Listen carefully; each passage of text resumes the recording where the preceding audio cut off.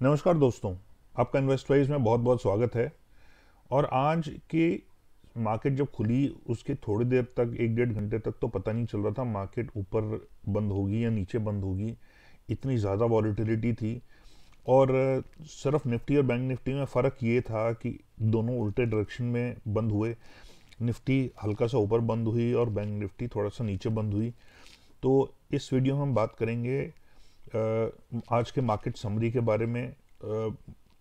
जो important levels से Nifty bank Nifty के ऊपर नीचे कहाँ तक गई, कौन कौन से सेक्टर्स ने, कौन कौन से स्टॉक्स ने अच्छा परफॉर्म किया, कल मार्केट कैसी रह सकती है, और उसके बाद हम बात करेंगे कौन कौन से स्टॉक्स में आप कल इंटरडे पोजीशन लेके कुछ अच्छे प्रॉफिट्स बना सकते हैं। तो चलिए वीडियो को शुरू करते हैं। तो अभी फिलहाल SGX निफ्टी -8 पॉइंट है जब मैंने देखा। और मार्केट्स जो हैं वो ओवरऑल मिक्स्ड हैं।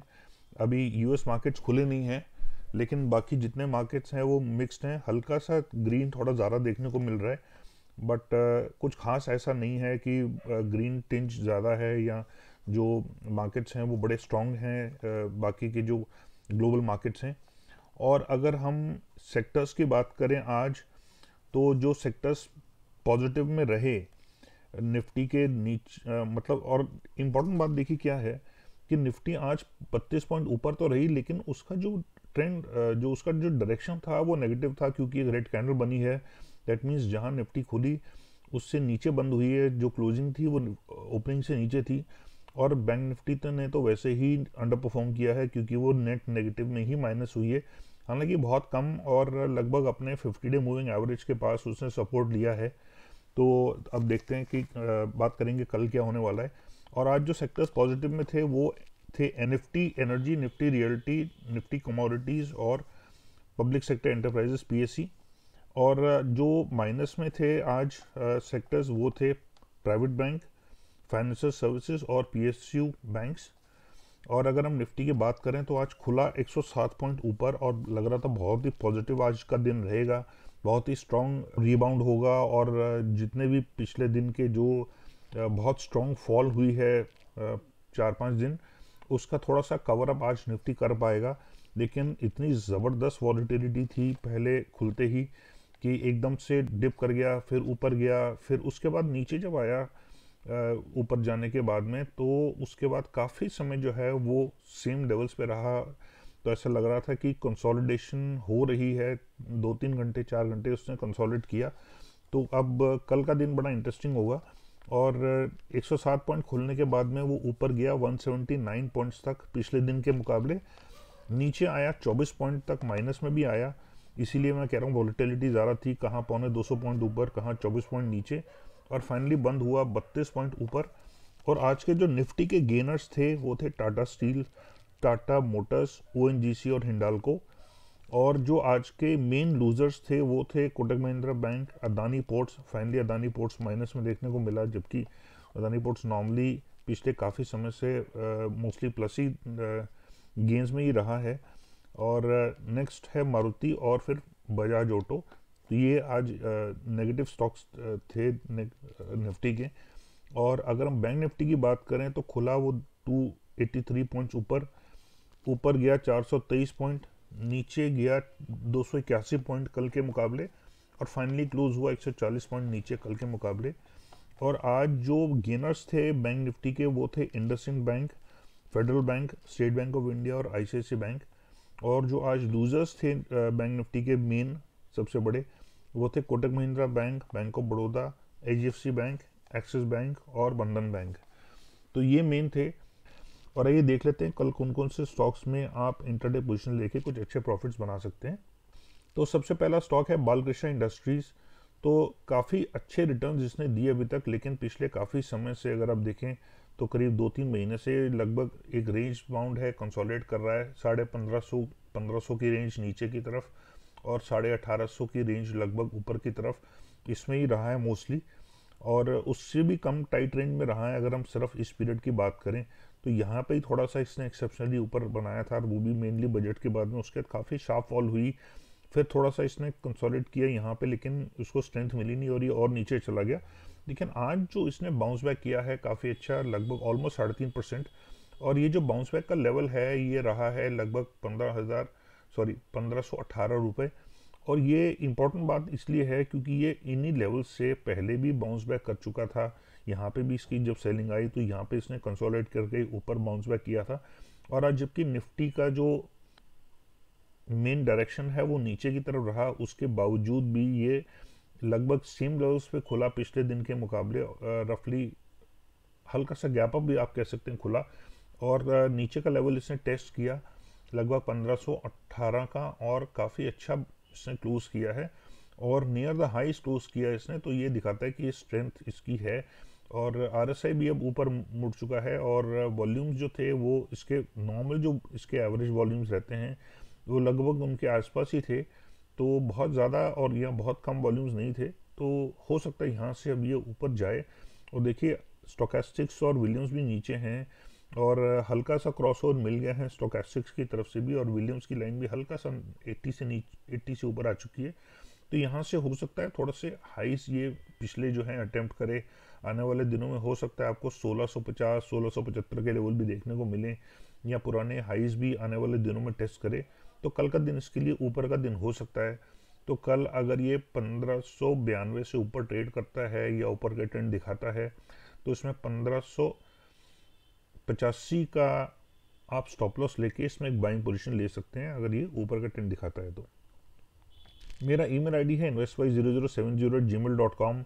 तो आप जहाँ पे ट्रेडिंग करते हैं वहाँ पे अगर आप ब्रोकरेज रेट्स काफ़ी ज़्यादा दे रहे हैं, या आप अपने ब्रोकर के सर्विसेज के साथ सेटिस्फाइड नहीं हैं, या आपको कोई आरएम नहीं है, या आपको कोई गाइड करने वाला नहीं है कि आप कौन सा स्टॉक कब खरीदें कब बेचें या प्रॉफिट्स कब बुक करें, आपको मार्केट में क्या करना चाहिए रेगुलर बेसिस पे ताकि आप अपना प्रॉफिट्स बढ़ा सकें।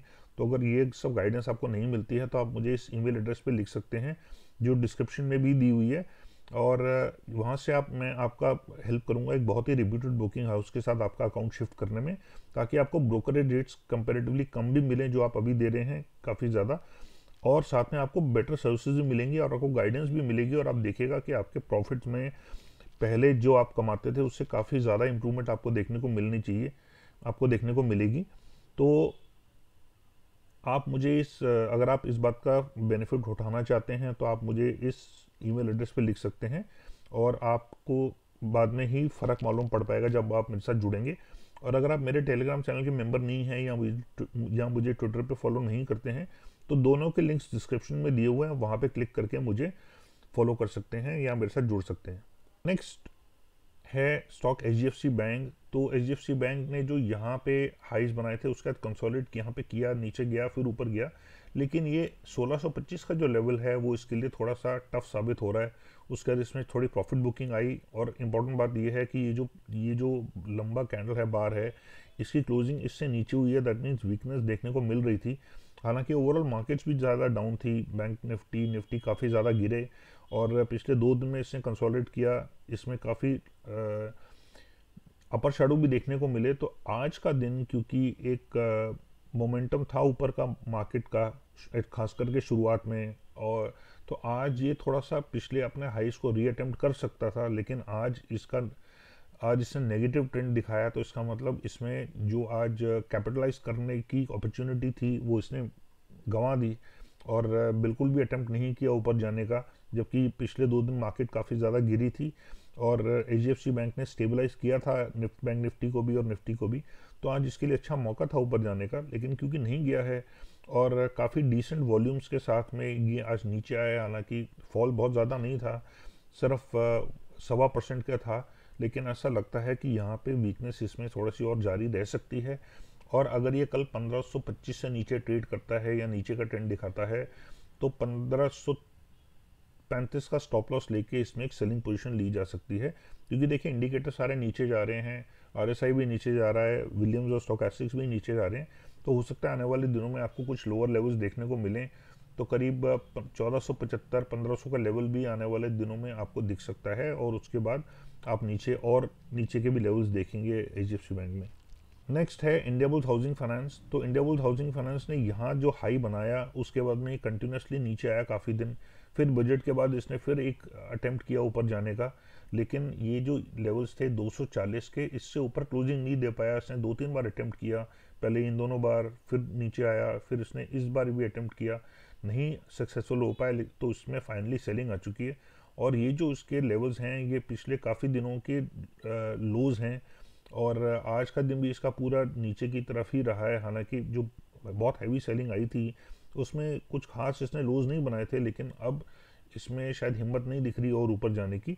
और अब इसके जो सारे इंडिकेटर्स हैं वो नेगेटिव की तरफ बेंड हो चुके हैं, तो ये भी हल्का सा नीचे जा रहा है।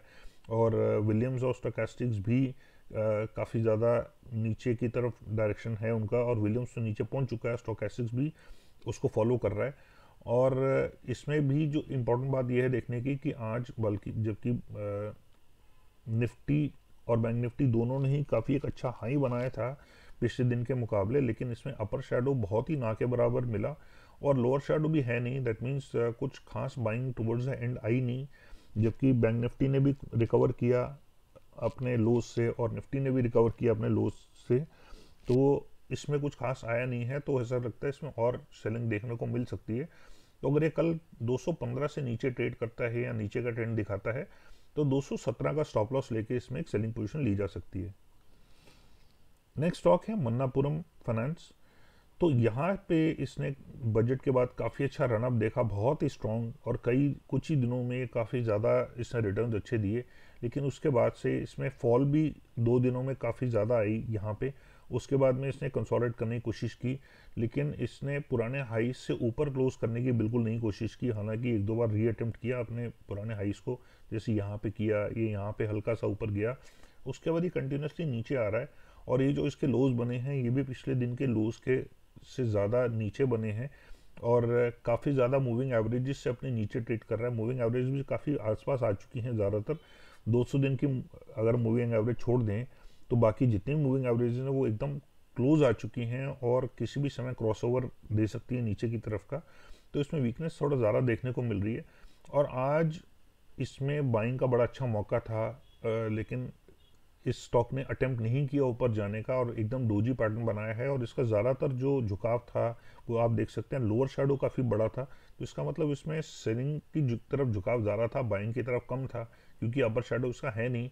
और ऑलमोस्ट एक डोजी पैटर्न बना के क्लोज हुआ है, जबकि देखने में ये ऑलमोस्ट 8% ऊपर है वो, लेकिन वो सर्व इसीलिए क्योंकि गैप अप ओपनिंग थी। लेकिन उसके बाद कुछ खास इसमें बाइंग थी नहीं देखने के लिए। और आप देख सकते हैं कि जिस लेवल पे ये खुला उससे 10 पैसे नीचे बंद हुआ है, दैट मीन्स एक रेड कैंडल है, और वॉल्यूम्स भी ना के बराबर थे, और जो बाकी इंडिकेटर्स हैं वो भी नीचे, विलियम्स भी नीचे है, स्टोकेस्टिक्स भी नीचे जा रहा है। तो ऐसा लगता है कि ये थोड़ा सा और नीचे के लोज बना सकता है। तो मेरे ख्याल आप इसमें वीकनेस और देखेंगे। तो कल अगर ये 169 से नीचे ट्रेड करता है या नीचे का ट्रेंड दिखाता है तो इसमें 170 से ऊपर का स्टॉप लॉस लेके आप इसमें एक सेलिंग पोजीशन ले सकते हैं। नेक्स्ट स्टॉक है सेल। तो सेल ने काफ़ी बढ़िया यहाँ तक रिटर्न्स देखिए नीचे से काफ़ी स्ट्रॉन्ग यहाँ तक गया, कंसोलिडेट किया, फिर ऊपर गया, काफ़ी अच्छे हाइज बनाए, उसके बाद कई दिन कंसोलिडेट करके फिर ये नीचे आने लगा। और लगभग इसने जो पुराने अपने लेवल्स थे, पुराने सपोर्ट लेवल्स करीब 57 और 60 के बीच के, वहाँ पे इसने सपोर्ट लिया और फिर से ये ऊपर जा रहा है और वेव बना रहा है। यहाँ पे हर कुछ समय में कंसोलिडेट करता है और फिर स्ट्रेंथ दिखा रहा है और ऊपर की। तो ये जो वीकनेस, बहुत हैवी सेलिंग आई थी, उसमें कुछ खास इसने लोज नहीं बनाए, स्टेबल रहा और इनफैक्ट कई बार ग्रीन कैंडल्स भी बनाए। तो इससे इसकी स्ट्रेंथ फिलहाल देखने को मिल रही है। और आज जबकि निफ्टी काफ़ी ज़्यादा वॉलेटाइल थी तो इसने गैप अप ओपनिंग दी है कल के मुकाबले, और पूरा दिन बिना कोई खास लोअर शैडो बनाए हुए इसने अच्छा एक पॉजिटिव रिटर्न दिया है, करीब 5.5% से भी ऊपर का। और लोअर अपर शैडो भी बिल्कुल ना के बराबर है, और वॉल्यूम्स भी कंपैरेटिवली जो एवरेज वॉल्यूम्स हैं उससे ज़्यादा अच्छी वॉल्यूम्स हैं, स्ट्रॉन्ग वॉल्यूम्स हैं। तो कल इसमें थोड़ा सा और बाइंग देखने को मिल सकती है। तो लगभग 71 से कल अगर ऊपर ट्रेड करे और ऊपर का ट्रेंड दिखाए तो इसमें 70 का स्टॉप लॉस लेके इसमें एक बाइंग पोजीशन ली जा सकती है। और आपको शायद ये आने वाले दिनों में 75-77 के या 80 के लेवल्स भी देखने को मिले। तो हो सकता है इसमें से थोड़ा सा और बाकी हो अप मूव। तो ये थे हमारे स्टॉक्स और हमारा समरी आज का। आई होप आपको वीडियो पसंद आई होगी। इसको लाइक और शेयर कीजिएगा अगर आपको कुछ सीखने को मिला और पसंद आया, या आपको लगा कि आपका कुछ प्रॉफिट हो सकता है। और सब्सक्राइबर नहीं है अगर चैनल के, तो सब्सक्राइब कीजिए और बेल नोटिफिकेशन प्रेस करते समय ऑल जरूर सारे कीजिए, नहीं तो आपको सारे वीडियोस के नोटिफिकेशन नहीं मिलेंगे। And thank you once again and take care and God bless.